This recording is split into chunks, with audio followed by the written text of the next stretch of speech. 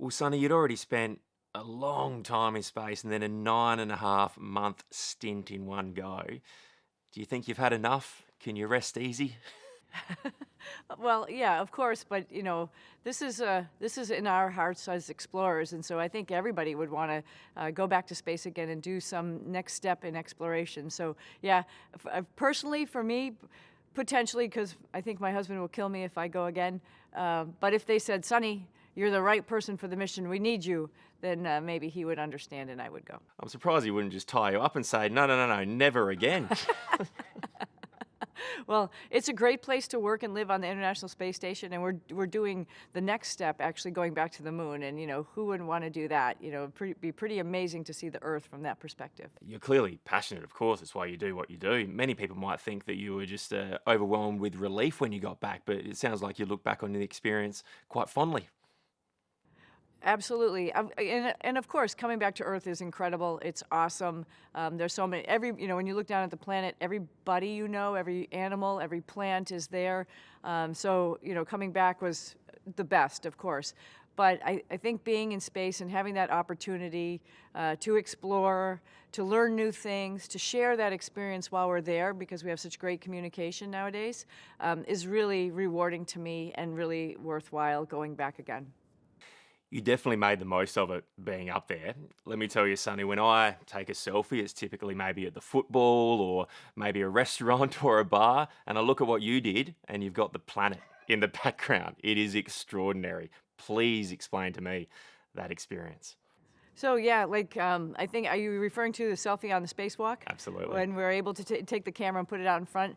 Unfortunately, we don't have a screen to see how good we take a picture, so we try to take a bunch of them just to make sure we get the right one. But you have that opportunity with the gold visor to have the reflection of the Earth or the space station in it, and it's just incredible. And that is a picture worth sharing. Not many of us get to do that, and so being able to take a picture like that and share that and try to reflect on what humanity can do and give that back to people on Earth is pretty much the reason why we do those types of things. Of course, it's fun to have that that picture on as your screensaver, but being able to share that is pretty awesome. I think people forget how amazing human beings are and what we can do, and this is just an example of some of the amazing things that we can do, just to showcase that. You set quite the record while taking that photograph. Did you know at the time that you were recording an incredible personal achievement, the longest spacewalk total by any female? I had an inkling, but because I have done spacewalks before. At that specific moment, no, I didn't realize it. It just, it's your head's down. You're doing the work that you're doing, and you're not really thinking about it. But I had the luxury of being able to do a couple spacewalks on my first mission while we were building the space station, and then on my second mission, as we were fixing some stuff outside. Just like your car, things break. So the second mission had a couple of those items, and this one had some really unique items for spacewalks. Obviously not in the initial plan with only 8 days. The crew before us, Crew 8, really was going to do that, but ran into a couple hiccups with their spacesuits, and so didn't get to do them. So it fell on our lap, and I think it was pretty fortunate for us, and I love going out in a spacesuit. I love going on a spacewalk. It takes a team effort. So many people get together to put the spacewalk, choreograph it, put it together, and then the team on board to do it. So no, that was not in the plan, just sort of happened. You're giving a whole different meaning to working overtime, it sounds like, haven't you? I don't mind working overtime when it's in space, not at all. Let me ask you this, because you clearly love it. Yeah. What do you miss more? Is it space when you're down here, or was it home when you were stuck up there? Wow. It's a little bit of a different question, but difficult to answer just because there's so many unique things in both places. I think I miss Earth more, honestly, from being in space. Which I'm hesitating because I'm finding myself giving you that answer. What I miss about going to space is being there in the moment and doing the job that we're doing. I love doing that. I love having the opportunity to not be distracted by anything and really concentrate on the activities that you're doing, and that's what that environment provides you with. Here, it's a little you get a little distracted. So I actually have a hard time thinking I would have a moment to explore because I'm doing so many other things here on the planet.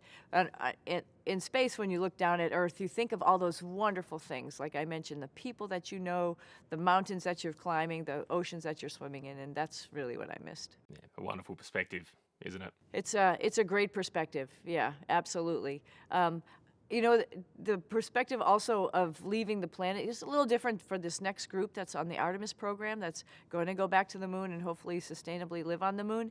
I think that will be, exponentially even more of a change perspective. Really going to another body in the universe is going to be awesome. So, you're getting me thinking that I want to go do that. I'm not shocked at all. Let's talk about Starliner, though. Take me back to the launch and this mission. Um, because of everything that happened, often we forget that it was a test flight, right? The first manned mission in the Starliner. So did you approach it in the preparation and during the launch thinking that things would actually go wrong? Yes and no, not to the degree that we had, of course. Nobody was anticipating and planning on that. These thrusters are used in other applications, and so everyone had thought that this wouldn't be a problem. I think the integrated approach of how we put them all together was something that was a little bit different and unique, and I think we just didn't think through the whole program. But as we were getting ready to launch, of course, over the last 5 years, we've been working intensely with the contractor and subcontractors on understanding the spacecraft.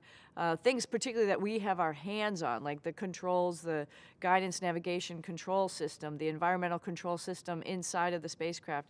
So we worked hand in hand for many years to make sure all of that stuff was right. We have actually even said, Butch and myself, there's a couple things that we don't have purview on.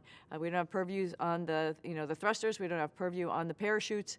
We are, trusting everybody to get it right. And at the time, everyone thought that those things were all suitcase and it would be fine. But of course, even in our interviews prior to flight, that is one of the things that we said, this is a first flight. Things are not going to go as planned.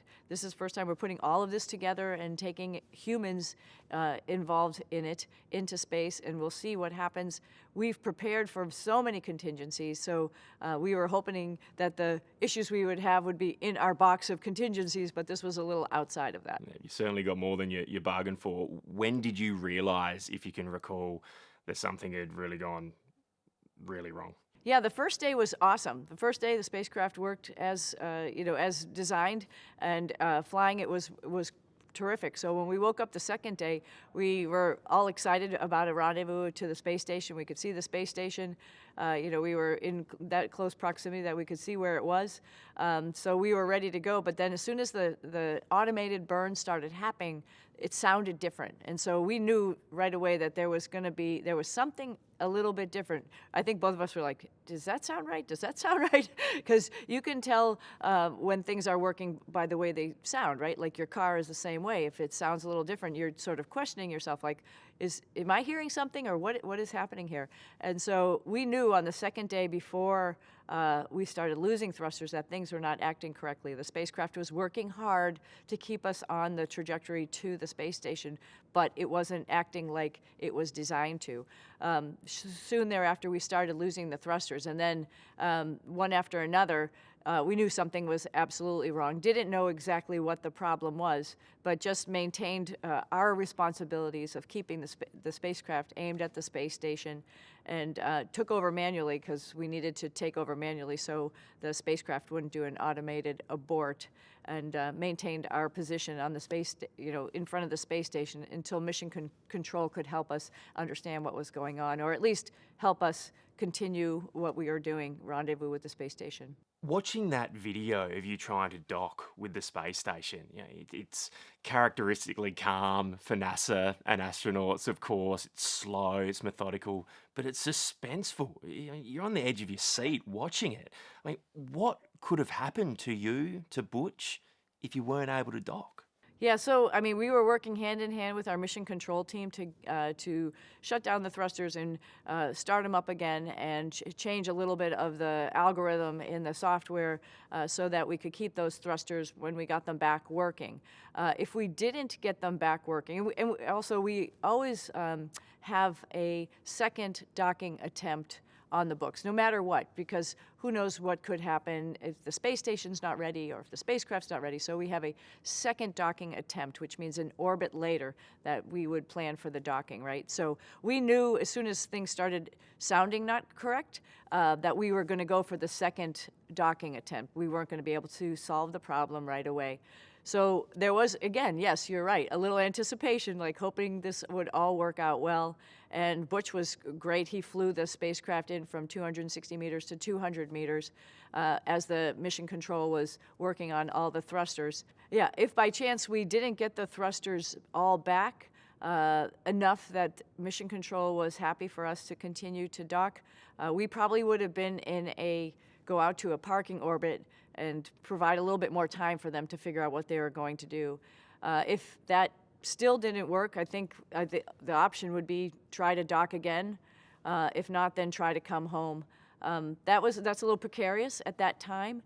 We found out later that with time, sometimes some of these thrusters got a little bit better, so maybe we would have got them back after a day or so, not really sure. And then we would have tried to come home. We need some of those thrusters to maintain our attitude and get us to the right place for the burn, the deorbit burn. So if we didn't get ourselves to the right place, yeah, there was a chance we could have perished. That's extraordinary. I mean, obviously you approach it because you've got so much training. You're an astronaut. You prepare for the unexpected, but you're also human, Sonny. I mean, were you thinking in that moment that you weren't going to get home ever again? I don't think you concentrate on that because then you could get stuck in that, right? That's not a great outcome to be thinking about. But I think the conversation with us was more of like, this is a little precarious situation we're in here, and let's take this one bite, one step at a time. Let's do the first thing and see how that works, and then we'll get maybe a little bit more insight to what the problem is or how the problem is manifesting itself, and we'll analyze the next thing that we have to do. So I think in all test pilot fashion, we do, the brain thinks in one step at a time and solving the big problem only step by step. So I think what we were concentrated on, let's get these thrusters back. Let's make sure we're aimed at the space station. Don't lose sight of that. I mean, there was a lot of pressure on Butch. His hands were on the controls to be able to do all that. I was backing him up with just making sure all the rest of the systems were working correctly as advertised, and so we can get in and dock. We have to, get ready for the docking system and other things like that to actually dock to the space station. So there is a number of issues that can happen, but this happens with every space flight. You get past a point, and okay, those issues don't matter anymore. You get past the next point, okay, those issues don't matter anymore, and you get closer and closer and closer to the end game. So I think it's just this way with our training, this tactic of just shedding the problems and focusing on the goal. Incredibly stoic and positive. The training sets you up for that. But one thing you can't possibly have prepared for was living in space for 9.5 months. I mean, when did that start dawning on you that it wasn't going to be a temporary thing that you might get home in a week or so, that you didn't know when your feet would touch land again? Right. Well, of course, when we first got there, we didn't have all of our clothes that we would need for that long period of time. So we have a great crew up there, Crew 8, and they turned to and gave us whatever we needed for clothes and food, which was just wonderful. It's what our team does. We help each other out. As the summer pressed on and the testing was going on down on the ground, and we are getting a little bit smarter every single day about what potentially was the problem and how the problem manifests itself and how we could potentially fix it. We saw that maybe all the T's and all the I's weren't going to be crossed and dotted by the time the decision was going to be made. So I think the decision for me was a slow roll to the end, getting seeing the light at the end of the tunnel, like maybe this is not going to happen and we will be here for a little longer. I'm a positive person, it's a glass half full, so I was telling my family, just hang on. We knew this is probably not going to be an 8 or 9 day mission. We knew this was going to probably be a month anyway, based on it's a test flight like you mentioned in the very beginning, and there might be some issues that we'll have to solve. But as the month went on, and I'm communicating with my family, Butch the same way, I think we saw what was going to happen. So we ramped them up to that, and told them that there is an option. An option potentially we come home on Starliner by the fall, or the second option would be till the next spring. So we'll just have to see how that falls out.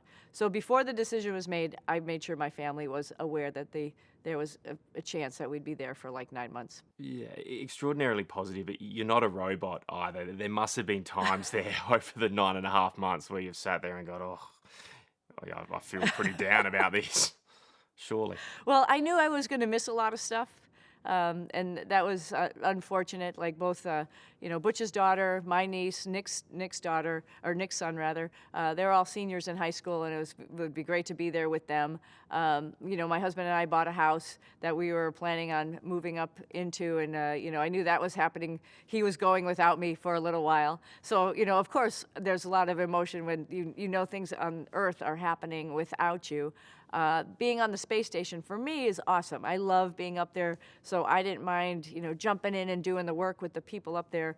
I felt a little selfish though, that I'm getting to do like what I've trained and worked for in my dream of living in space, and maybe even some spacewalks, while all those people on Earth, we had plans together. But you know what? I think it's it's the power of positivity in your family too. I felt so happy that they were like, oh, go, stay, it's fine.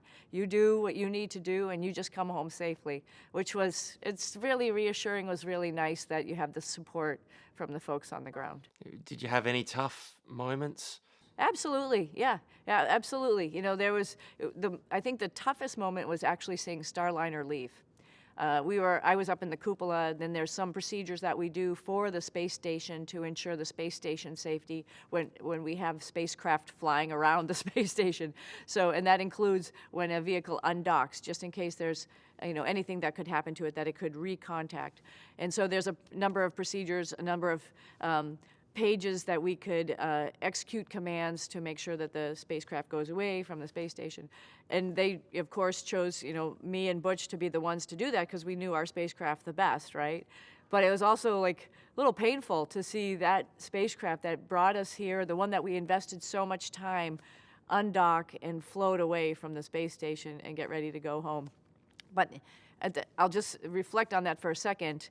We had the opportunity to talk to our control team and the landing team, who was waiting for the spacecraft in the desert, and the control team. And I just told them, hey, you guys, you're the best in the world. You've handled spacecraft emergencies more than anybody ever has, and you turned to and you made it happen, and you got us here. You can get this thing home. If anybody can do it, they can do it. So that was a pretty proud moment for them. Turn it over, like you got it now. Proud, but did you feel stranded at that point? That's your only ride, just kind of leaving you on the space station.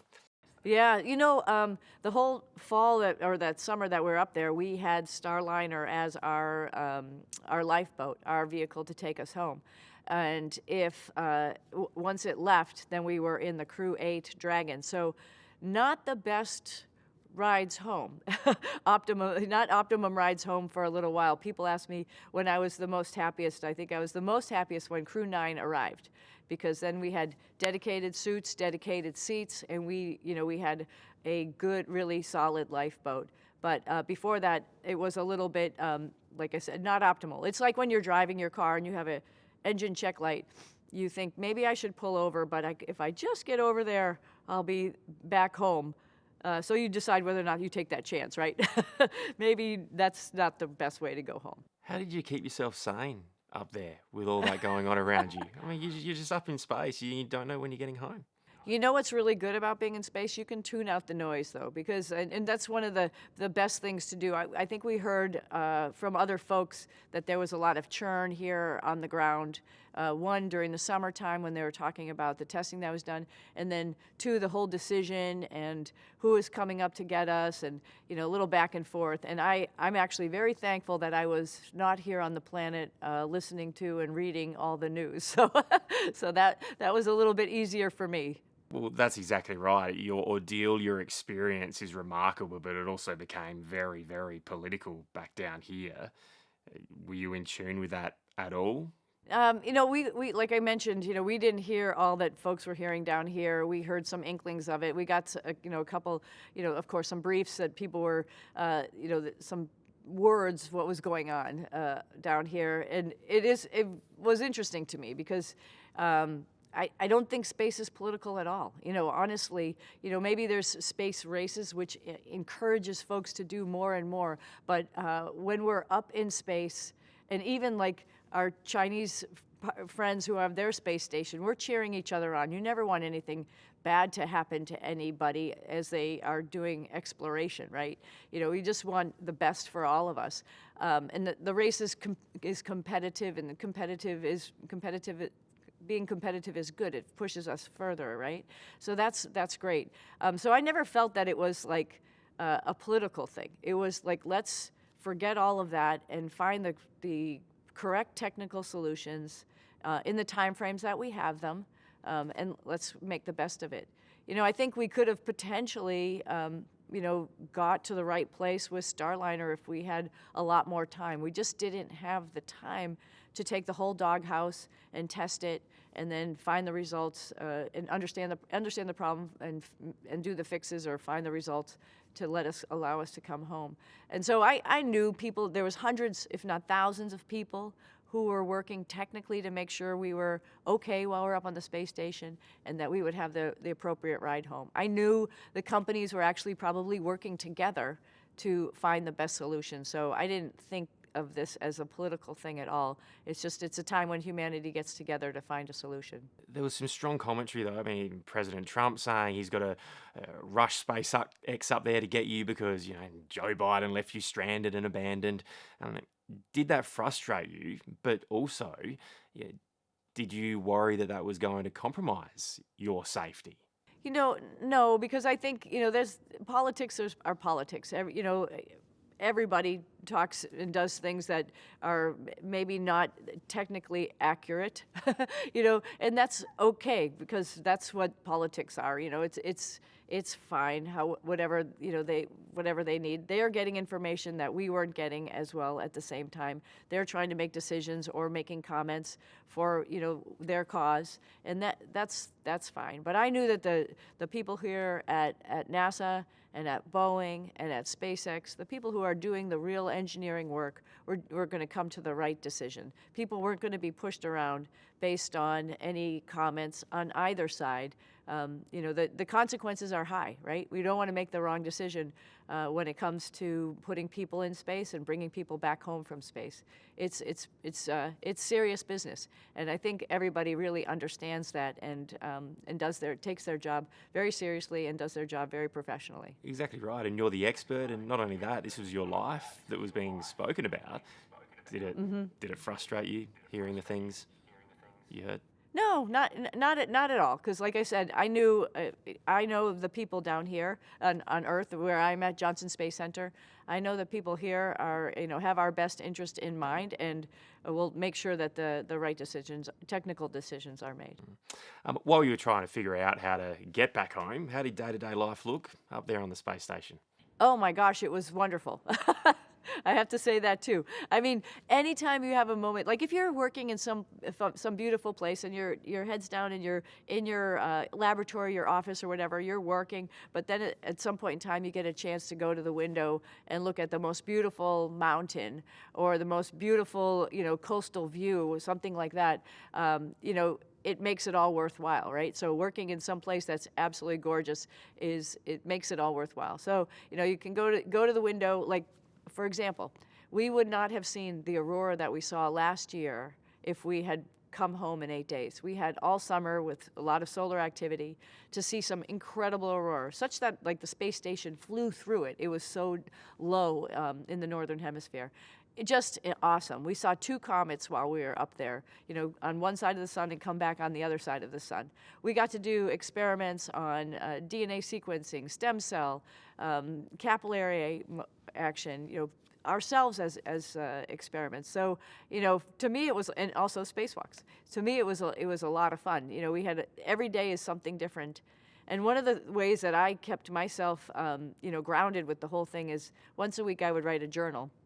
And I would send it down to, a bunch of friends and family to take them on the ride with me. And it's pretty fun when people say, like, I was a little bit late one day, and they were like, "Hey, where's the journal? Did you get it done? Like, what did you do last week?" People were a little bit on the edge of their seats, like wanting to know what the day-to-day activities on the space station are. That's pretty cool. Who do you think was to blame for what happened to you and Butch, Sunny? Oh, wow. Or who do you think I mean, should take responsibility? Right. I think we're all to blame who are in this business, right? So, and I know Butch has mentioned this before.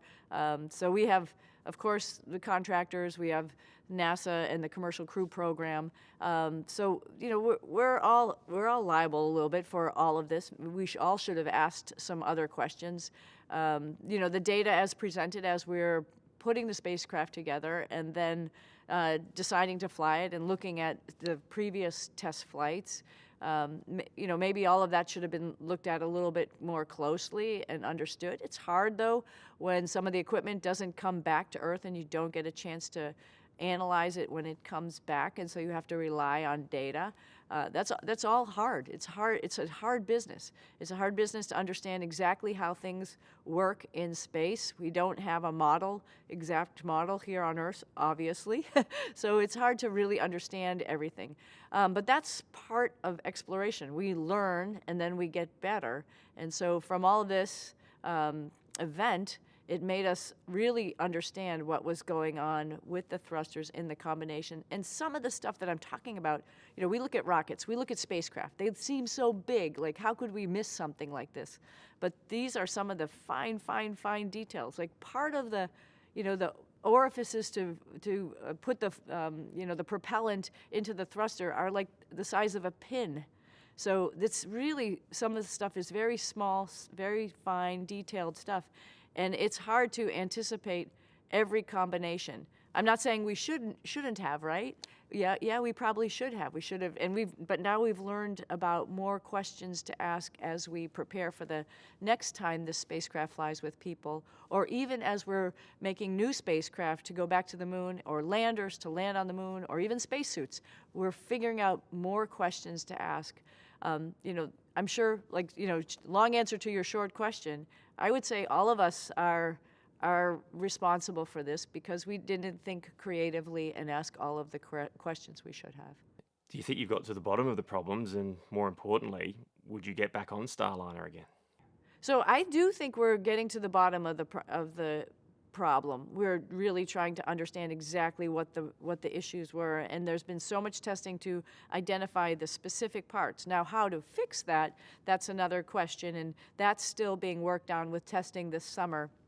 And that needs to be thoroughly done before I would get on the spacecraft. I think we'll do it, though. I think humans are amazing. Once we stumble and we get back up again, we don't want to stumble again, right? We want to make sure we can keep going. I'm not going to say we're not going to find other issues also. We did a pretty thorough checkout of the spacecraft, but there's more to be done that we didn't get to do on the way home that we had in our test plan. So yeah, there's probably going to be more issues, but we're solving this one right now. And if in a couple of years, once we see that we've done what we needed to do to solve these issues and we've shook out the spacecraft a little bit more, yeah, I'd get back on it. It's a great spacecraft to fly. It's a little sports car. It has the thrusters appropriately sized for the spacecraft. So when you ask it to do something, it does it spot on, accurately, precisely. It's a really fun spacecraft to fly. And I've said it before I flew, and I'd say it again. When you learn how to fly the spacecraft, you learn a lot about orbital mechanics. And as as our next generations of astronauts are coming up, I'd love for them to have a spacecraft where they really got to exercise those skills as they go to someplace else that we don't know all the answers to, as we're landing on the moon, as we're landing on Mars. This would be a great spacecraft to get your hands on the controls and figure out how you might want to do that. You weren't scared off by your experience? No, and it goes back to what I mean, maybe I sound like I'm ignorant or something about the whole situation or putting my blinders on, but I know the people who are working on this. I just went out to the subcontractor who makes the thrusters. I know the gentleman who installed the thrusters on every single spacecraft, and I know their dedication. I know that they're in their heart. They want to do the right thing, and they'll do everything that they can to make sure that they do the right thing. So no, I'm not scared off of the experience. What was the overwhelming feeling, though, for you when you finally started making your way home? Bittersweet. I know that that there's so many younger astronauts in the office that have to go make their place in history and do their thing, and I knew that for me this is probably going to be the last time I was going to be in space, and I think that's probably why it was the hardest thing for me to leave. But also super excited to come home. I knew that there was people, my mom in particular, my husband, my sister and her kids, that have been waiting for a long time. I knew my dogs have been waiting for a long time. So We saw that video. That was lovely. Super happy to come home and be reunited with everybody, and just jump in the ocean, climb a mountain. It's pretty awesome.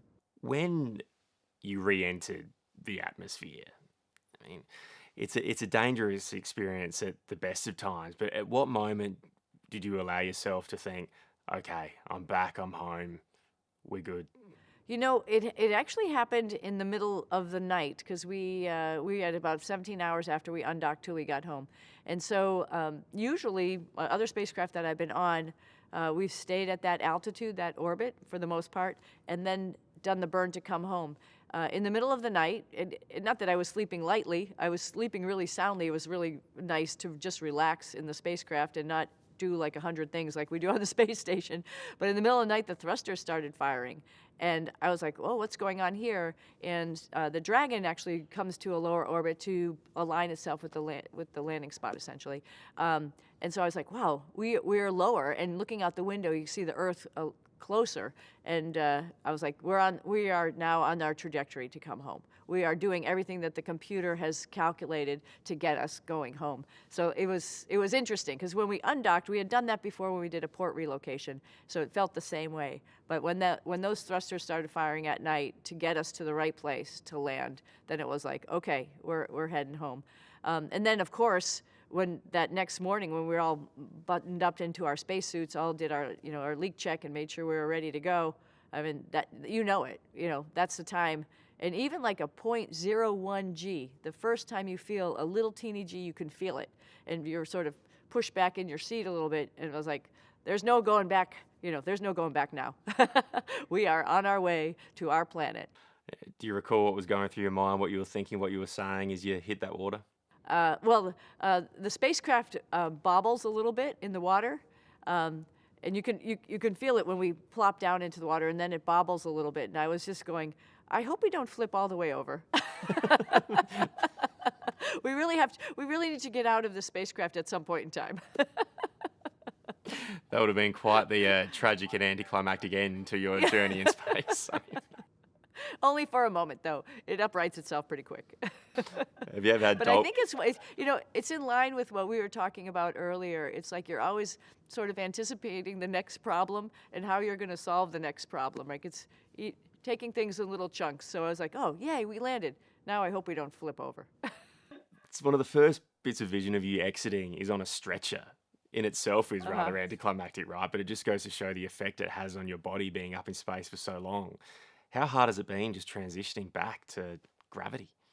So, we have great exercise equipment up there. We have a advanced resistive exercise where you could do deadlifts and squats with a bar, like a barbell. We also have a bike and a treadmill for loading as well as cardiovascular health. So the big muscles feel really good when you get back. You could actually walk, no problem, but I think the issue is balance.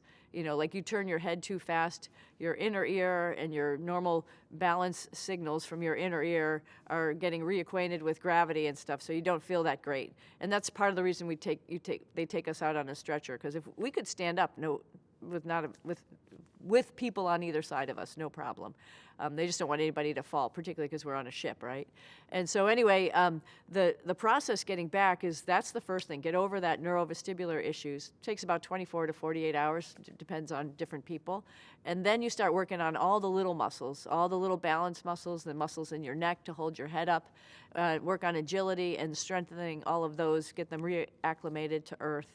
And that alongside that, your back, right? Making sure your back is in a pretty stable position for a little while your back gets used to having a big old head on your spine, which pushes down on your whole vertebrae. So that's about a month or so for all of that. And now it's working on the fast twitch muscles. I'm still pretty slow when I run, but I'm getting better. Well, are you still feeling the effects even now? Yeah, it's about 6 months later, I think, for all of the, just for getting your whole body back to its normal athletic position. But all the medical tests, the strength tests are all pretty good. Were good right when we got back. A lot of us won't ever experience, obviously, what you've experienced. Do you reckon there's some life lessons for the rest of us in your experience up there? Yeah, I think overall, it was, like I mentioned, it's really nice to be able to concentrate on a task that you have at hand and not be distracted by other things. Like, you can really enjoy stuff when you're really concentrating on stuff. And I think on Earth here, we are a little bit distracted with our phones or traffic or whatever, and it sort of takes away the joy of actually doing a job. And that's potentially one of the reasons why I love being in space, because you could really focus. And then overall, my overall impression from the whole thing is like, I've been greeted by people I have no idea. I've never met them before, and they just like, I'm so happy you're home. I'm so glad you're safe. And it's overwhelming and it's amazing, but it reminds me that, humans are good and humans care about each other. I mean, we see that all over the world with natural disasters. We as a species, we care about each other, and we might have disagreements and have different opinions and stuff like that, but I think in the end game, maybe listen to each other a little bit more and realize we're all good and we care. Quite the experience for you and Butch. How has your relationship changed over that extraordinary experience? Well, we were both with each other for a long period of time. So now we're both doing some different things with our families and our friends. So we're not together 24/7 like we were for for 9 months. But I was just recapping our experience. I was thinking about our launch day. I was thinking about our docking day, and those were, I think, the best days of our life, even though they were the worst days of our life in some regard. Launch day, we were like, we're in this together. It's first time humans have launched on an Atlas V. It was a little bit scary, but we were team that was super bonded. And on the day that we docked, the same thing. We worked together just like, just the finest team ready to work together. Those, like I said, were the most scary days, but also the best days, I think, of our relationship. And we lived through all of this together. We'll always be joined together as brother and sister. Well, firstly, the most important question you've ever been asked: how'd you get the nickname Butch, Barry? It is a very boring story. Oh, dear. I've been in my fleet squadron, the first fleet squadron, for 2 weeks, and one of the pilots had been on leave. He left like the day before I got there, and they tried to give me a call sign. Nothing was sticking. He just walked in the ready room, and from across the room says, "Butch." And I looked behind me. I didn't know who he was talking to. And the two guys walked in with him and goes, "Perfect," because I had a little bit of a flat top. And anyway, there you go. It was that simple. Shame you can't pick your nickname, I suppose. I wish I had a better story. I need to make one up. After all these years, I should have made one up. But anyway. Well, you've got another good story to talk about instead, so that's quite all right. But Butch, you've gone from the International Space Station to mowing the lawn back home. I mean, it's quite the contrast. Is it really weird just getting back to ordinary life? Yeah, it is. I guess the unexpected nature of our stay, it's not that it was bad, it's just it wasn't planned, right? And so we had plans, family plans, other things. Of course, I had to, eventually I was one of the guys from my church started mowing my grass. And as our stay got extended further and further, I finally said, okay, you didn't sign up for this. So I finally got someone to paid someone to mow the grass. But yeah, it's a transition. It's nice to be back. It's wonderful. I mean, after you're gone for, almost 10 months unexpectedly, and there's just certain things you miss. I mean, I like the smell of cut grass, the birds in the trees, all that kind of life stuff. And not that you don't have life on the space station, you do. The views are spectacular. You can't get any better. But it's just different, right? It's just a different phase of life, type of life that you're living for that time frame. How tough is it to adjust back to being on Earth once you're back, not just physically, but mentally? Gravity is not your friend when you first get back. It is tough. You don't have it for 6 months. One thing that happened, we had a press conference, and Nick Hague and Sonny Williams, I don't remember how, but they wound up spinning me really, really fast. I mean, really fast. Circle, circle, circle, circle, round and round for like 30 seconds. And I stopped, and it was like nothing at all. My semicircular canals, my neurovestibular system had gone completely dormant in the 9 months we'd been there and was not phased at all. And I thought, oh, this is good. Maybe when I get back to Earth, it will be the same. And I, kind of just transitioned back. I was wrong. Gravity's tough. Your balance, neurovestibular. Of course, we're on a boat, and then the helicopter comes to land on the boat that we're on when we first landed, and it causes it to start rocking, and that kind of spins you up a little bit. So for a day or so, that's tough. But you finally level out on that. And then the thing that got me the most was my structure. Your body's just not used to holding up the structure in zero gravity. So you come back, and all of a sudden, all those little muscles that you're not able to really work out well are just really cinching down to make sure and help hold your structure up. So there's a lot of back tension and whatnot. And I've been back several months now, and I still have some back tension that has not completely gone away. I think that's the biggest thing, just over the course of time. I think a lot of people would be surprised to hear that, how long the lingering effects of space actually stay with you, right? Yeah, one of the things that most people don't know, there's no reason they should, but in weightlessness, your blood really kind of floats in your veins as well, and your body goes, oh, you've got too much blood. So it starts purging blood vessels. And so when you come back from space after many months, you're anemic. You don't have it's the supply of red blood cells, which is what takes the oxygen around your body. And it really noticeably affects your stamina. So what you could normally go out and work 8 hours a day in the yard, now you're good for about 3. And eventually your body builds back those red blood cells, and your stamina returns. But that takes a while as well. Sounds pretty rough. Butch, is it worth it? Well, I can show you one picture. Absolutely worth it. Yeah. I mean, I'll give these guys a picture. It's of the Southern Aurora, which down in Southern Australia, I'm sure y'all see the Aurora quite often. But from space, looking at it, and actually we fly through it, and portions of it, the widely spaced oxygen molecules, when those high energy electrons hit it in the high atmosphere, when they're widely spaced, give off a red glow. And as it gets further down in the atmosphere, the oxygen molecules get closer together because the atmosphere is more dense. It gives off a green glow. And that contrast between that red and green is just thrilling to see from our vantage point. And I'll make sure these guys get that picture so you'll see it. It is unbelievable. So do you look back on your time up there fondly? I mean, 8 days or so turned into almost 10 months. Obviously not what you expected. So do you look back on it fondly, or do you sit here going, I'm lucky to be back home? I think there's different ways to look at it. Overall, at NASA, we're going to make the right decision for the right reasons. We've proved that historically over the last several decades. And the right decision was for us not to return on Starliner, which put us in a position for us to stay longer. That was the right decision. And has it played out when different cargo spacecraft come and go, when it was right time for us to come back is when we were able to actually eventually fit that in under the normal progression of crew transportation, crews coming up, crews getting relieved, crews coming back. And so we make the right decision. But there's some of the things, the reasons we got stuck there.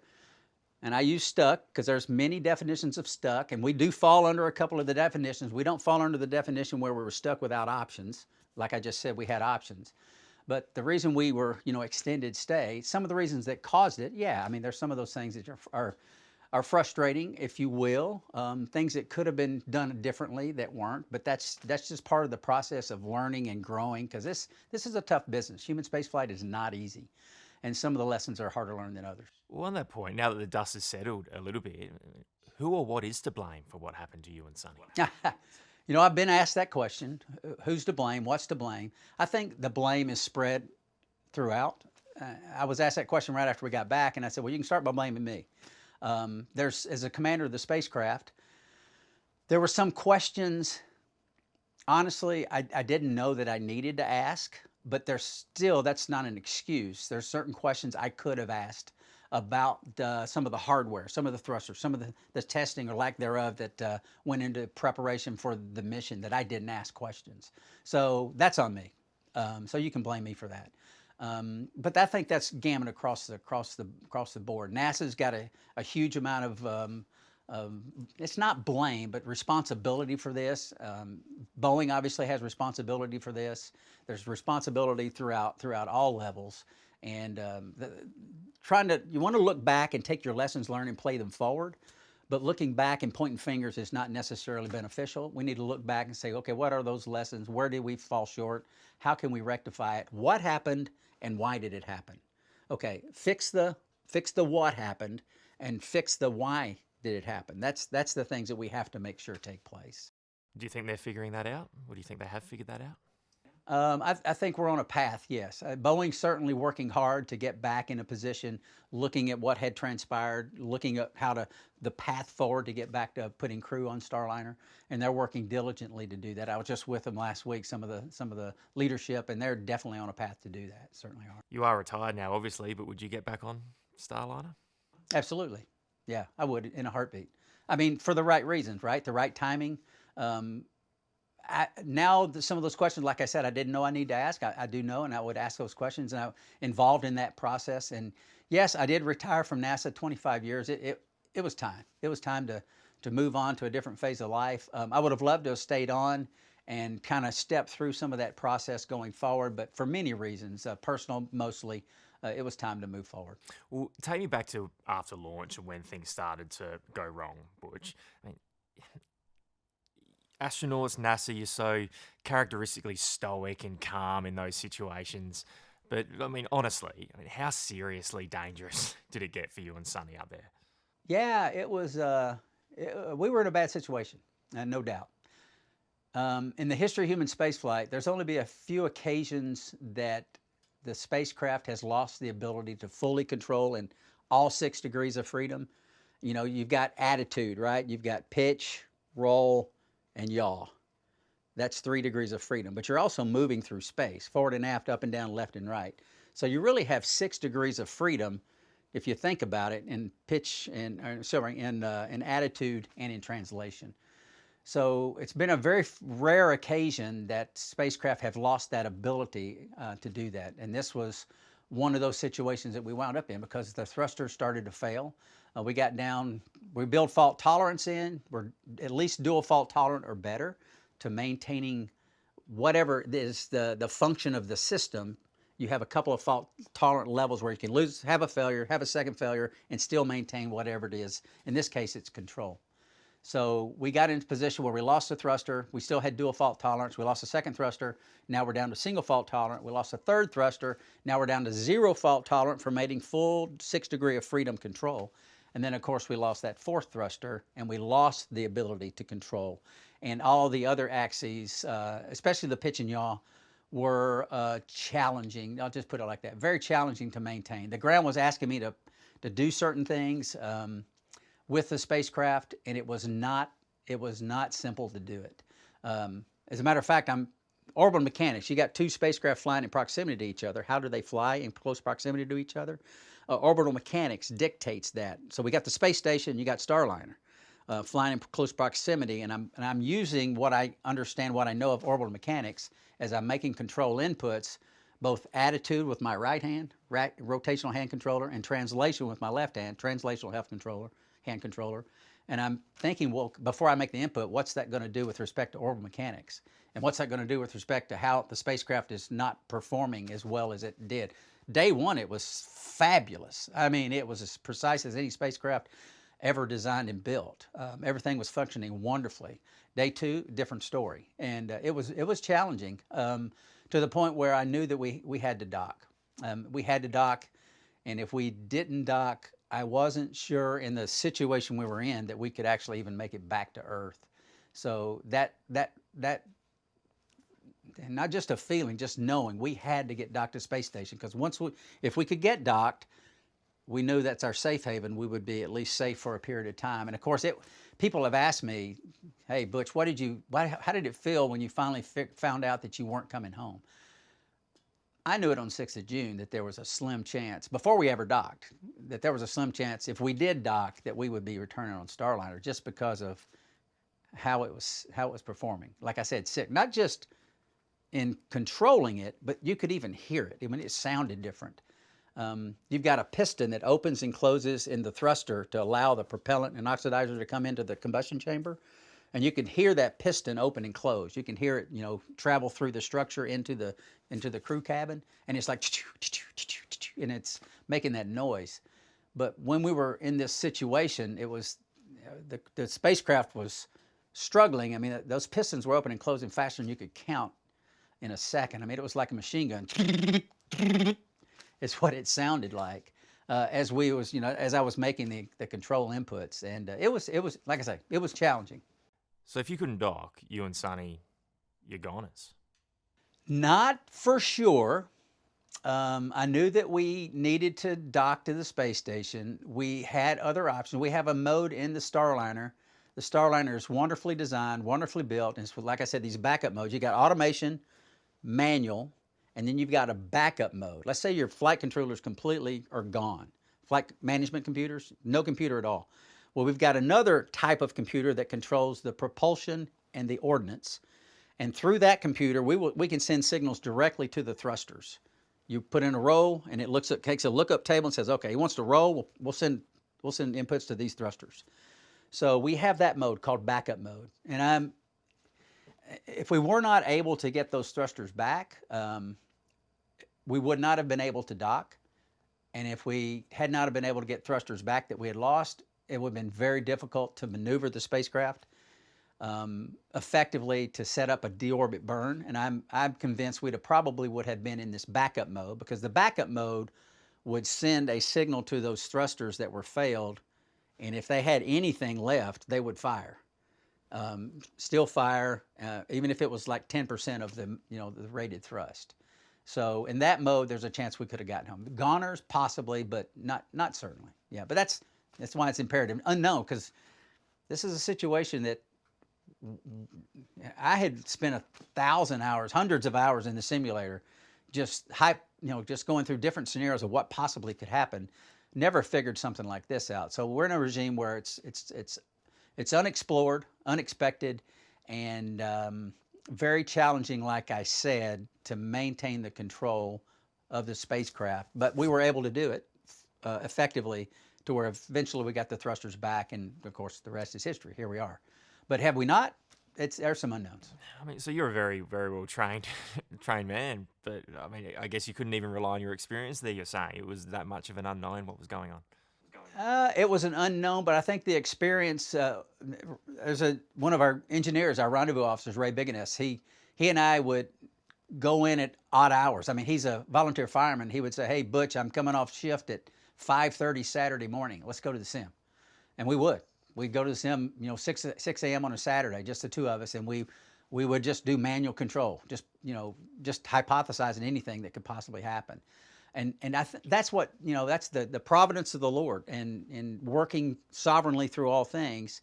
We had done so much. I had been on the control so often in the months prior, and also flying in the Navy and combat and all that leading up to all of this. I mean, there's decades of experience that kind of culminated in this one thing. And I had been, had the luxury of doing rendezvous and docking of spacecraft for decades, going all the way back to the space shuttle. On the 5th of June when we launched, there was one person in our office in the astronaut corps that had hands-on experience controlling a spacecraft in space, and that was me. I'd done it in the space shuttle. And then I had all day the day prior, multiple, a couple of hours on the controls in Starliner. So I think all that played together to really enable, and again, being able to visualize the orbital mechanics. Those moments sound terrifying. It's also sounding very complicated to the layman person, Butch. So can you just describe to anyone, myself or anyone watching, how much of a lack of control you had and what it was like trying to just maneuver that aircraft into... Yeah, the first day I could point the spacecraft absolutely precisely with almost like 1.5 degrees of where I wanted to. Not the case on this day. It would shift and it would waver, and they were asking me basically to set up a football because of orbital mechanics. If you get above the height of the other spacecraft you're docking with, you can you're gonna come in towards it, and then eventually, if you get below it, it's going to take you away. So it's kind of an oval football we were trying to set up, and the ground was asking me to do that, and it was challenging to try to do that with the controllability we had at the time, because the spacecraft, like I said, was laboring, and I didn't have full control. I didn't have the forward ability to even go forward. So I'm trying to figure out how can I go up and forward and affect all of this, because the spacecraft, again, is very well designed. There's not a lot of cross coupling. In the space shuttle, you could give ups and downs, and it would make you come in usually in the space shuttle. It's just because there was cross coupling within how the thrusters were pointing.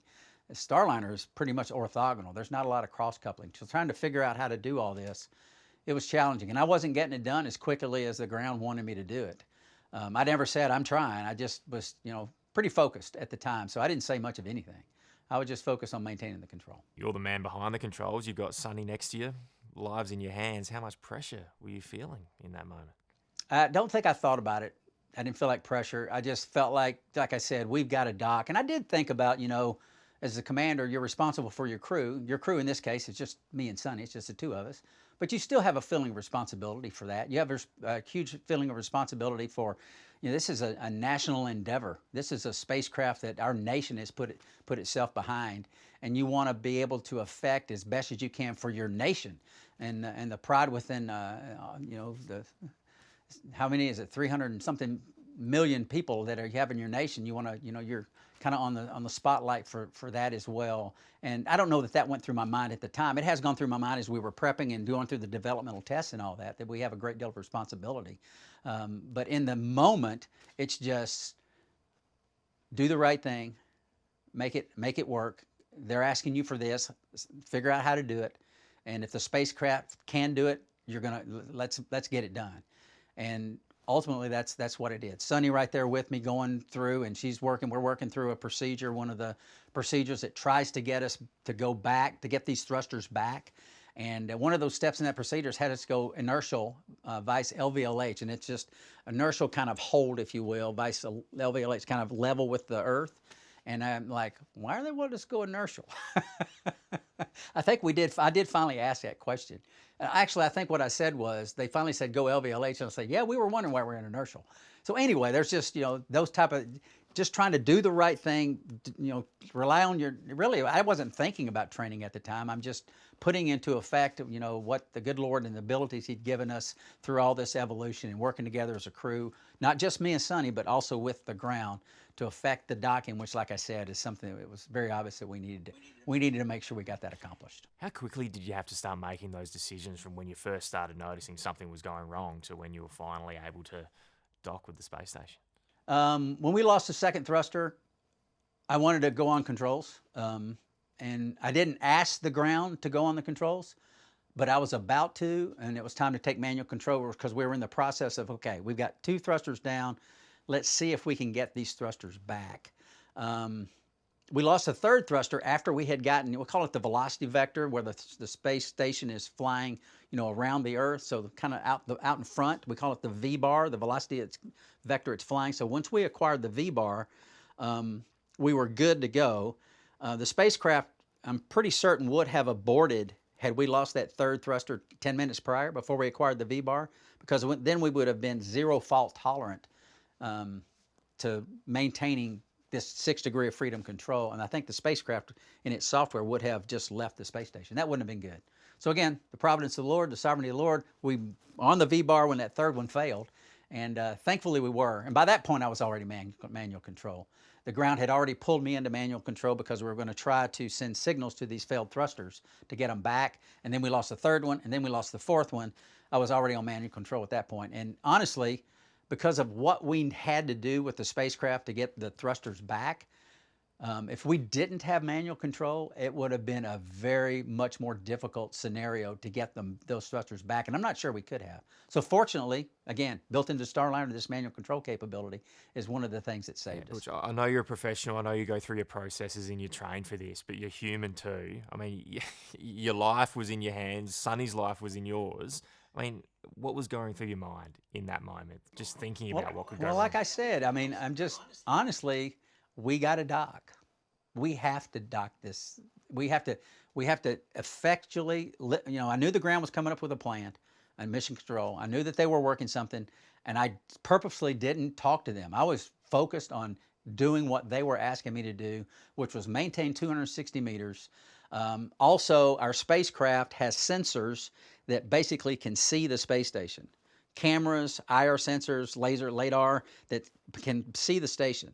And if you lose that block, if you get the attitude away where those sensors can't see the station, if you drift out of that, you wouldn't be able to automatically dock the spacecraft. So I have to keep the spacecraft pointed at the space station while maintaining that range. So again, very challenging to do all of this simultaneously with, eventually they're like, okay, now go hands off. Don't touch anything. Go free drift. Well, maintain your distance, maintain your attitude, and don't touch anything. I mean, that was what I had to do. And that wasn't easy.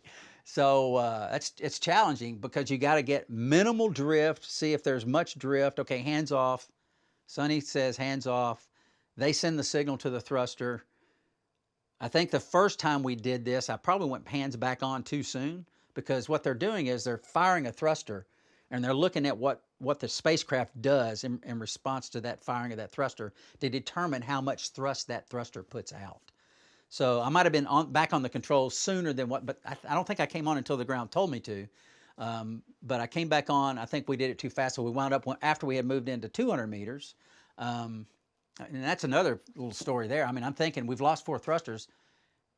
What's the control going to be like if we lose a 5th thruster? Because we've lost 2 bottoms and 2 starboards. What if we lose another one?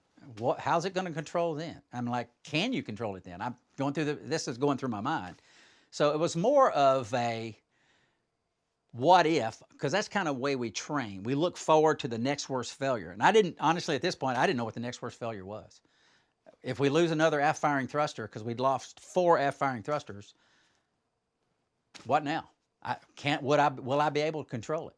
Well, fortunately, we got 2 of the 4 thrusters back. I moved into 200 meters, and then the 5th thruster failed. One of the top thrusters failed. Again, providence of the Lord. It didn't fail while the other 4 were down. It failed when we only had 2 down. So then we went back to 0 fault tolerant at 200 meters. So then we're going back to the hands off, maintain the attitude, distance, maintain the attitude, go hands off. And again, it was more of, I wasn't thinking the what if, other than if we don't dock, I'm not sure we can make it back to Earth. That, of course, went through my mind. But also doing the, here, I'll tell you, what did I think? I've trained for decades. We call it snakes in the cockpit. You can't let the situation, that's whatever that situation may be, affect your ability to do what you need to do in the moment. You can't let the snakes in the cockpit overcome you. You have to compartmentalize the snakes away and do whatever it is that you have to do. And those individuals that may be watching this that have been in combat and had missiles and AAA and other things fired at them know exactly what I'm talking about. Because you can't let that affect what you're doing at the moment. You want to survive. You can't say, oh my goodness, get afraid, fearful, whatever, and not affect what you're doing at the time. And that's kind of what took over then as well. Suni and me both. We're focused on what we need to do. We are not going to let these issues, snakes in the cockpit, affect what we know we need to do. And again, using our decades of preparation to affect what we needed to do, which was get to space station. I think they call that nerves of steel, Butch. It's incredible. I'm not alone in that. Like I said, people that have, do this type of thing and have been in those type of scenarios that I just mentioned, they understand exactly what I'm talking about. You see that vision of you and Sunny getting on that space station finally inside. You can't hide the elation in that moment. You're clearly relieved, right? Do you remember what was going through your mind then?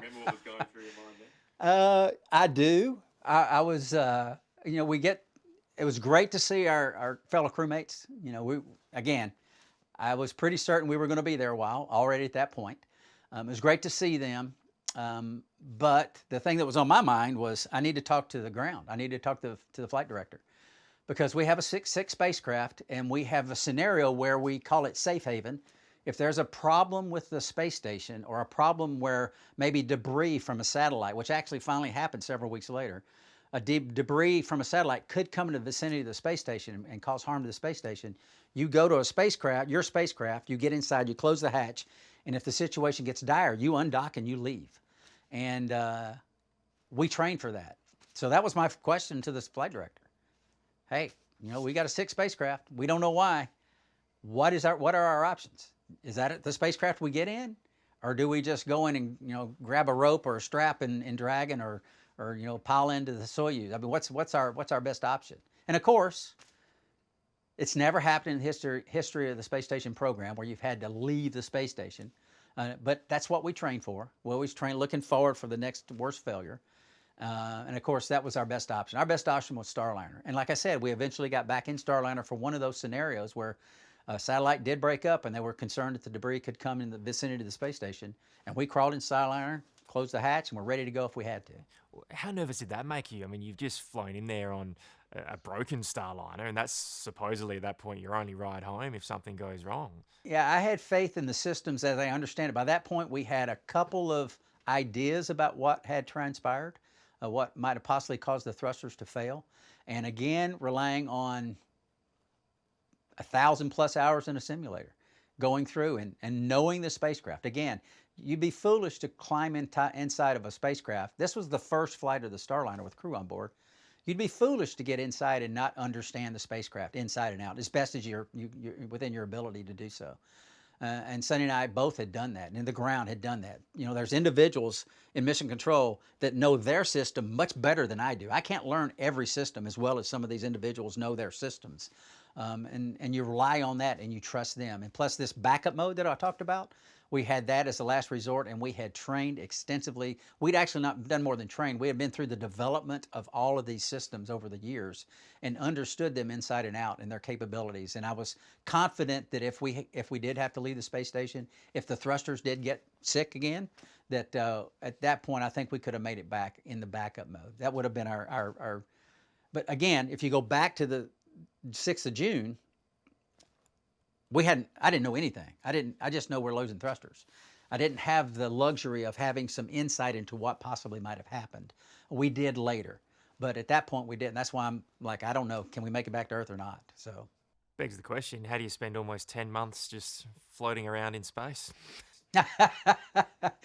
Well, we took over as crew members, right? I mean, we had several on board the first 4 months, but eventually we launched a SpaceX Dragon with only 2 vice 4 crew members. So Sunny and I would have a seat come home. And then the crew that we were with together, there were 6 of us on board. That crew went away. And of course, once Nick and Alex came up in our Dragon, and then we were just a standard sized crew on the space station doing space station stuff. Eventually did a couple of spacewalks and all the other stuff, maintenance, science, just assimilated right into a normal space station crew type of expedition, which we were trained for. Again, something else NASA does is we train for as many contingencies as we can imagine. And one of those contingencies that we were full up trained to do everything on the space station, Sunny and I both, even though our planned excursion was only a couple of weeks, but we were trained to do it all, and we wound up doing it all. Were you enjoying yourself, or were you desperately missing home? I felt for my daughters more than myself. I missed my youngest daughter, senior year of high school, her last season of volleyball. I was hopeful to get back for her graduation. We homeschool, so the homeschool graduation is much smaller, less kids, young adults. But because it's smaller, each family can say something. Usually the father, not always, but usually the father says something about their graduating senior. And I didn't want to miss that. I didn't want to miss being able to be there and say some things about my daughter in that scenario. My brother was ready. My brother's an amazing man. He's already ready to be there and stand in for me. We had that all set up. But fortunately, we made it back. We had some changes in spacecraft timing, which got us back several months prior than what it would have. So it all worked out. Well, that's the thing. I mean, you're an astronaut, but you're clearly a dad and a family man first. Being stuck up there, did it get you down, being away for so long? So here's what I try to do. I try not to let things that I can't control affect the way my attitude. I can't always be happy and joyful and all. No one can. But if I can't do anything about it, and there was nothing, this was completely out of our hands. You know, Sunny and I, we didn't cause the problems. It wasn't our fault. There was nothing to fret over from that standpoint. There was nothing to fret over, period. The situation is what it is.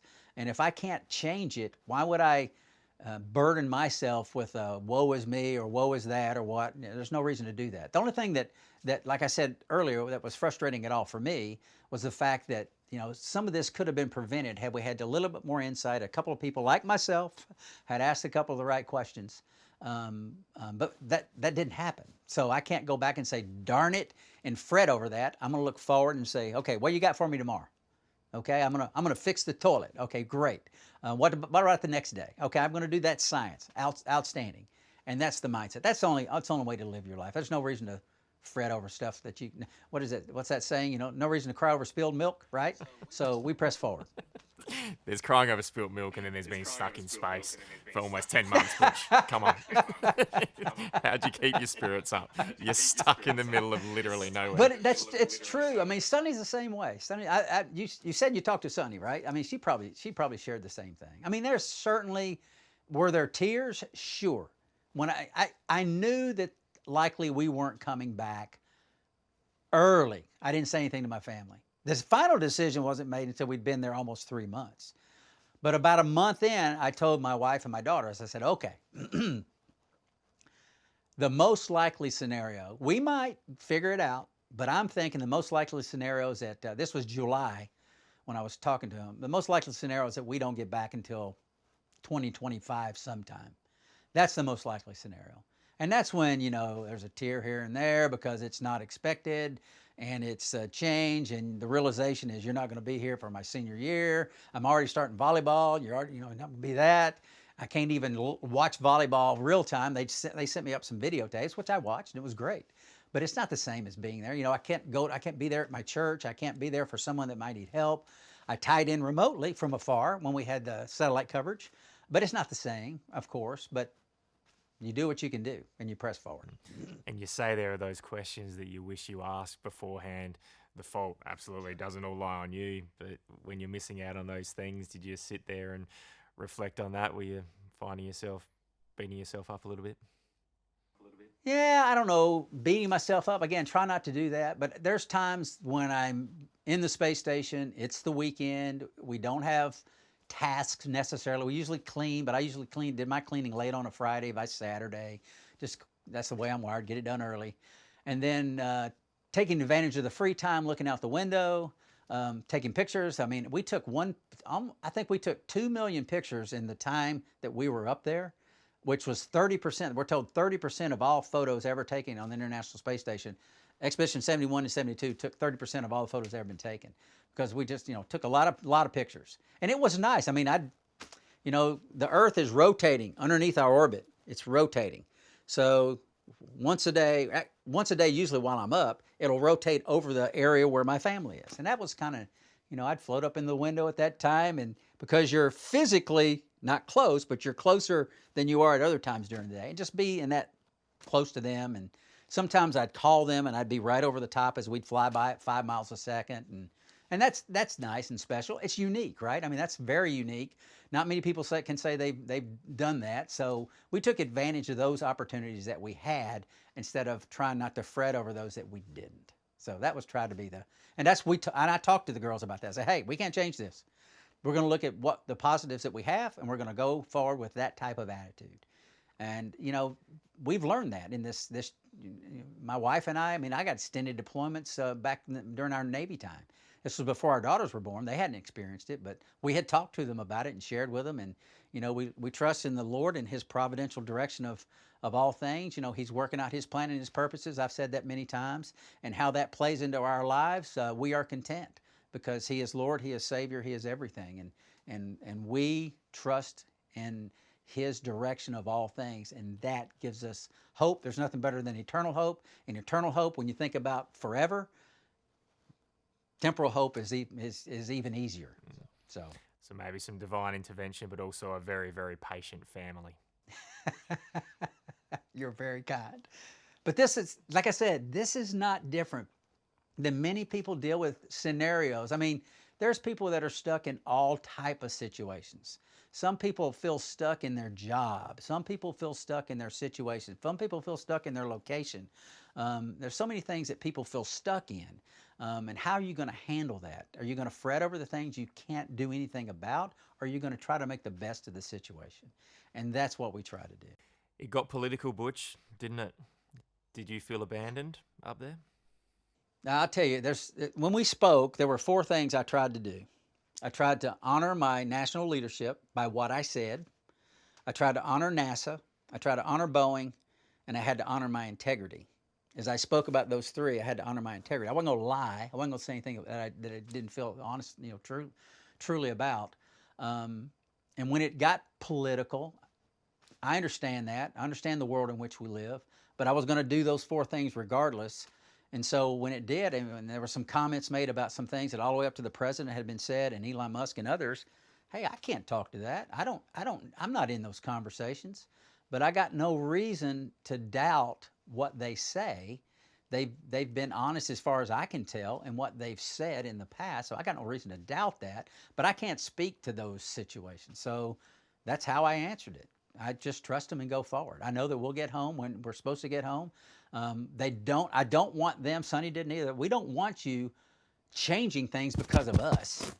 We are in the process. We are trained. We are ready. We are functional.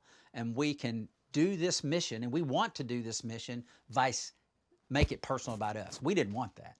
And fortunately, the powers that be saw it the same way. And that's ultimately how it played out. Did that political debate make things tougher for you and Suni up there? Didn't pay attention. Knew it was happening, but, I've got to fix the toilet today, or I got to work on this science. I'm the hands, the eyes, the ears of some primary investigator that's been working for a decade on this science project. That has to be my focus right now. All this other stuff, again, snakes in the cockpit, I got to compartmentalize that away because this is they've put their all and passion into this for a long time, and I'm responsible for it. That's my focus. That's what's really important in the moment. Well, after 10 months and basically making the space station home for that time, obviously, can you describe the feeling of actually finally leaving and starting that journey home? Ready. It was time. 9.5 months was long enough. I'm told, I didn't count it up, but there's people that do. 464 days total in space is more than I ever dreamed of. It's actually 464 days more than I ever thought was possible. But, to have that much time in space and that experience and take the photographs and the memories and all of that, I feel blessed in so many ways. More things good came out of all this than bad. I see a great many successes in the whole evolution of it all. Were there some failures? Yes. But I think the successes that we see far outweighed the failures. And I think you've seen that historically in our human spaceflight program. Go back to Apollo 13, the success there. We had a pretty substantial grievous failure on Apollo 13, but the successful way that we got the crew back, that's what we speak about. That's what we focus on. And I think this is the same way. There are so many successes in the evolution of what transpired, far outweigh all the reasons that we wound up getting there. But when it's time to close the hatch, I'm ready. Let's do it. Looking forward to the ride home. We're coming back in the atmosphere. We're going to be inside that 3,000-degree ball of plasma, and we're going to look out the window. And we're going to see it screaming by, because we're going to get closer to the Earth, And our relative view of it's going to look like those clouds are going faster, and oh my, they were. And then we're in the plasma, like I said, and then parachutes coming out, drogue chutes, and oh wow, it was just thrilling. And what a great, there's many that says, I'd go to space just to come back, just to go through that level evolution. And it is truly amazing. And I can tell you, there's not a better feeling probably in life than when your parachutes open after, returning through the atmosphere. When they open successfully, that is a good feeling. I bet, I've got no doubt. Can you take me inside there? What, you and Sunny, were you saying anything to each other? Were you looking at each other? Were you looking out the window? What was going on? No, we're not saying anything to each other. We're just, I've been in the astronaut corps for 25 years. This is my third return into the atmosphere in 25 years. So I want to take it in. I want to remember every moment. I want to, soak in the G. We got up to 4.8 Gs as we're entering the atmosphere, and a complete different sensation in your body. If we're going from zero gravity, now you're pushing 4.8 and you're having to force yourself to breathe because it's coming straight down this way through your chest. You pull G's in a jet aircraft and it's pulling this way out of your, bring the blood out of your head. But you're laying on your back, it's coming straight in this way. So you're, having to mentally take your breath in, and while you're peeking out the window and you're like, oh, parachutes, let's work, And then, of course, you get to that altitude and boom, a big bang happens, and the drogues are coming out, and you feel the drogues and you feel the tension just in your seat, but it's tension throughout the whole spacecraft, and you're like, wow, I hope those straps and whatever they're connected to are strong enough to hold on, because that's what, you can feel it. You can feel it. And then another big bang, and you can feel the spacecraft start to accelerate close, to the ground, because the drogue chutes have separated and now they're pulling out the parachutes. And then the parachutes start to reef open little by little, and you can feel your momentum, start to decrease, and then just a gentle flow. And I'm like, okay, I've landed on a runway in the space shuttle, and that's like a Cadillac. I've landed in the desert of Kazakhstan when it was permafrost. And that's like the whole return is like one of those racing dune buggies, those racers in the desert that are bouncing and going. That's kind of what's this like. This has kind of been like a family sedan to this point, but this ending's, what's it going to be like when we splash down in the water compared to those other two landings? And it was nice. And then we got dolphins. The Lord brought dolphins out 90 miles off the coast for us to enjoy, and it was blissful. It was great, fantastic. I'd do it again. Well, did any part of you think in that moment, oh, I'm glad I'm back here, I might not have seen this again? Sure. I mean, I look forward to being with my ladies, my wife and my two daughters. And, I just wanted them close. I just wanted to feel, sitting up next to me, feel their leg on my leg, their shoulder on my shoulder. And that's what I had. I got in the middle of, when we finally got back to Ellington Field here in Houston, and we got into the van. I got in the middle seat, and I got them on both sides just to feel them close. And that was special. It was nice. Memories I don't want to lose. What was the first thing you said when you came back? Do you remember? In the spacecraft, I don't know that I said anything. So pulling G's for 30 years, I mean, I can't turn my head much past about right there because my neck, it's just got, it's got issues. Because, like I said, yanking and banking and turning and looking. But in space, all your joints are free, and all the joint pain goes away, and the neck pain goes away, and it's great because you're Superman. You're flying. We're still in the spacecraft, bobbing in the ocean, and my neck starts to hurt again. I'm home. I think that's the first thing I realized. Man, we're back.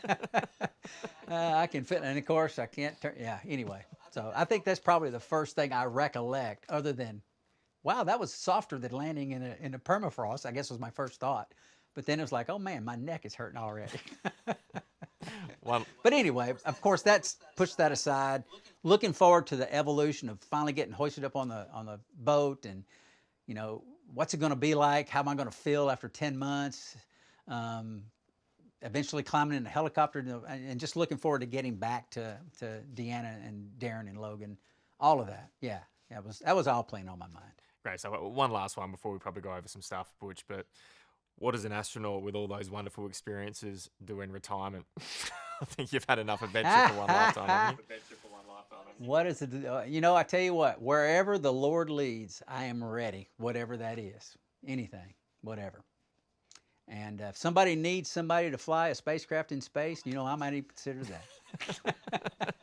Yeah, it sounds terrifying, but a bit complicated when you've got an astronaut explaining it. But can you just describe in layman's terms for everyone at home exactly what went wrong as you were approaching the space station wanting to dock? Yeah, so we have 28 attitude thrusters on the spacecraft. You have them top and bottom, port and starboard. And there's 7 at each location, pointed in different directions. On each of these, we call them dog houses, where these thrusters are located. We have 2 aft-firing thrusters on each of those dog houses, which help us maintain, do translation and attitude. The thrusters we lost were 2 of the bottom aft-firing thrusters and 2 of the starboard aft-firing thrusters, which, because of that geometry, you fire thrusters on both sides at the same time. We didn't have opposite thrusters to fire, so we lost the ability to go forward. And losing those thrusters also affected our control of the attitude and all the other translations as well. It was not as precise as it was the day prior, and it was challenging to maintain. So the fact that we lost 4 of our 8 aft firing thrusters, 2 from, you know, if we'd have lost opposing dog houses, we'd have still had thrusters the balance from both sides. But the fact that we lost a bottom and a starboard, we don't have a balance. So that affected very dramatically. Like I said, we lost 6 degree of freedom control in our, that forward aft direction primarily, which affected all the others as well. Can you compare that to trying to maneuver anything, I guess, here, like if you're in a car or whatever it might be? I mean, can you compare it to people so they get an idea about how perilous that situation was for you? 6 degree of freedom is something that's unique to. I mean, we have 6 degrees of freedom sort of in airplanes. I mean, you've got attitude, pitch, roll, and yaw, and then you're going forward. There's no going backwards unless you're falling backwards, from straight up.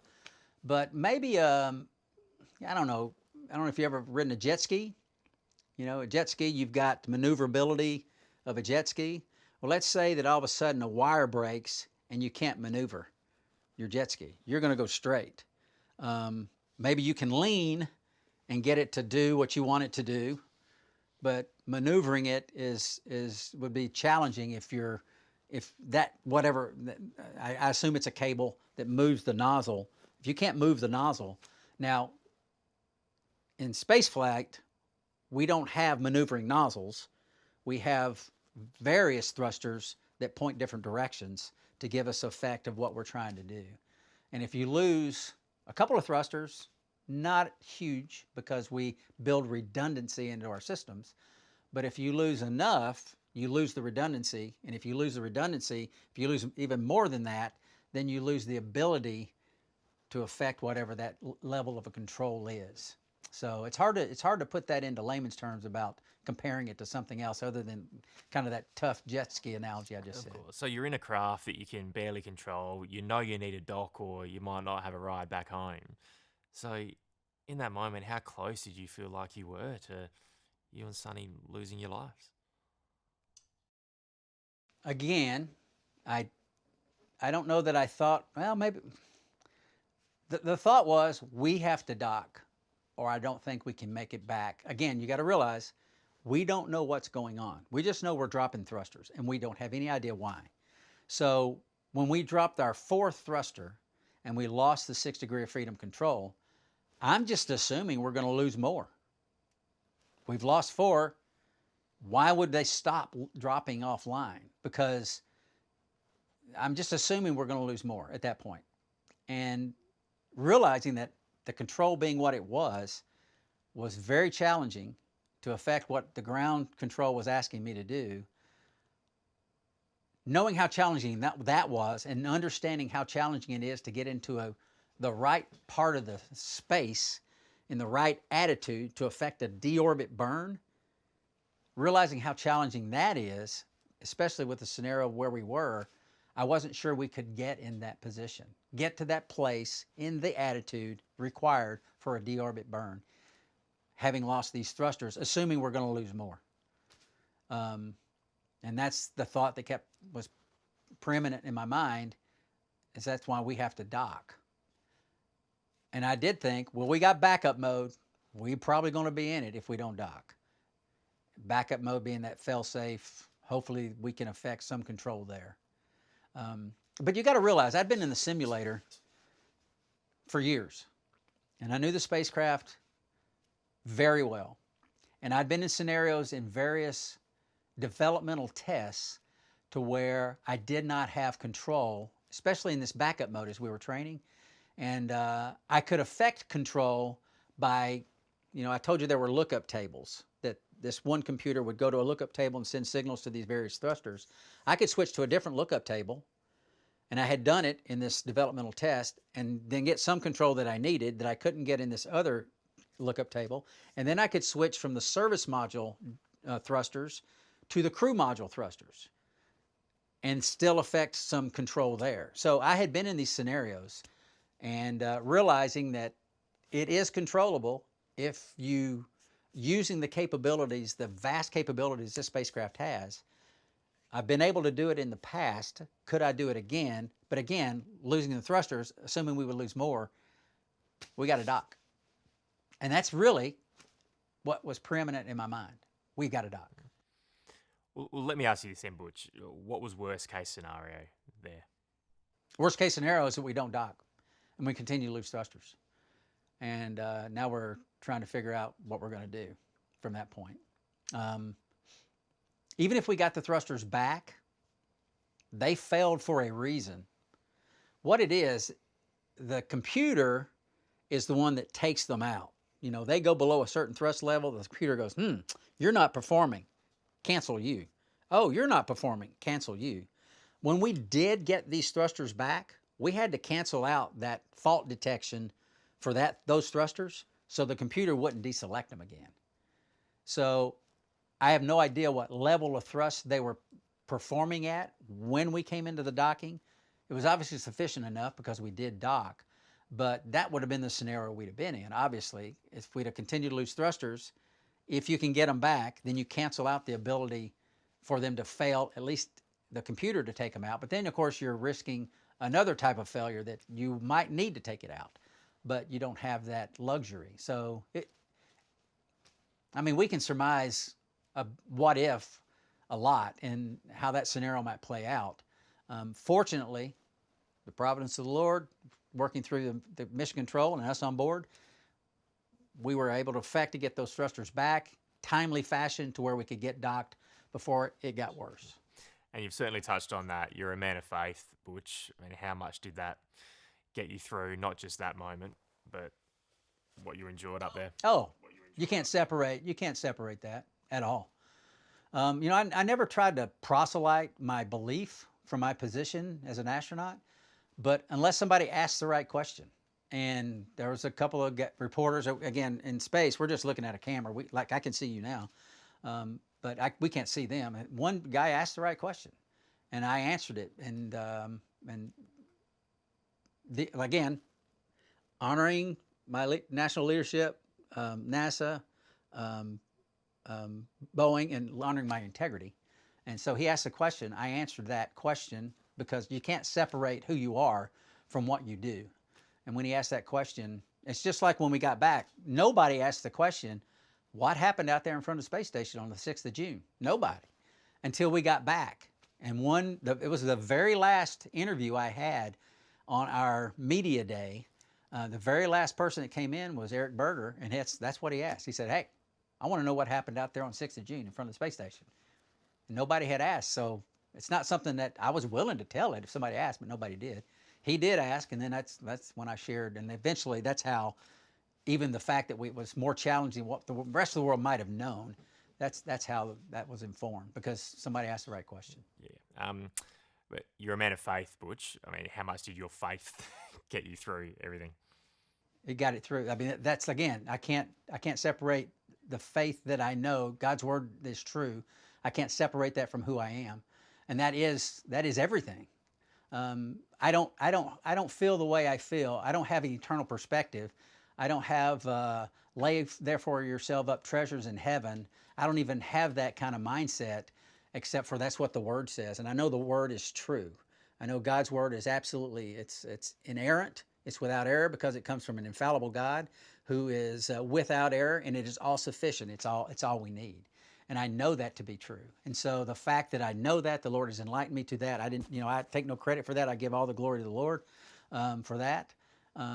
Is the only thing that gets you through any kind of tough situation.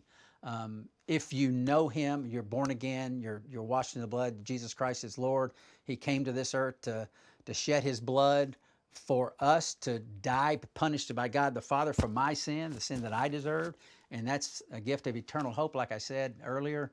I can't separate who I am from all of that. Everything about me is encompassed in that. Every belief, every understanding, every attitude, every feeling. That's why I try not, I'm not saying I don't fear. Fear can be healthy in certain scenarios, but fear can be very detrimental in others. And so that's why I'm able to push things away, because I have complete and total trust in my Lord and Savior Jesus Christ. He's working out His plan and His purpose. And if He takes me on the 6th of June, I'm ready to go. I'm here for His glory anyway.